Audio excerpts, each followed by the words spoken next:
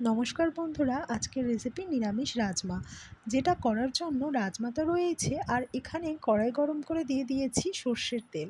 দিয়ে দিচ্ছি এক এক করে শুকনো লঙ্কা, কারি পাতা আর গোটা জিরে ফোড়ন। ফোড়ন হালকা নাড়িয়ে চাড়িয়ে নিয়ে আগে থেকে সামান্য একটু আদা গ্রেট করে রেখেছিলাম, সেটা পুরোটা দিয়ে দিলাম। এবারে ফোড়নের সাথে আদাটাও ভালো করে একটু মিশিয়ে নিয়ে এক এক করে লঙ্কা গুঁড়ো, হলুদ গুঁড়ো আর সবশেষে চলে যাচ্ছে হোমমেড গরম মশলা গুঁড়ো। সবটাকে একটু ভালো করে কষিয়ে নিয়ে দিয়ে দেবো স্বাদ মতো নুন আর বেশ খানিকটা চিনি অ্যাড করব। যেহেতু এটা নিরামিষ তরকারি, তাই একটু মিষ্টি মিষ্টি হলে ভালো লাগে। দিয়ে দিলাম এক ঢাকনা হিং। এখন আগে থেকে সেদ্ধ করে রাখা রাজমাটা সবটা ঢেলে দিলাম।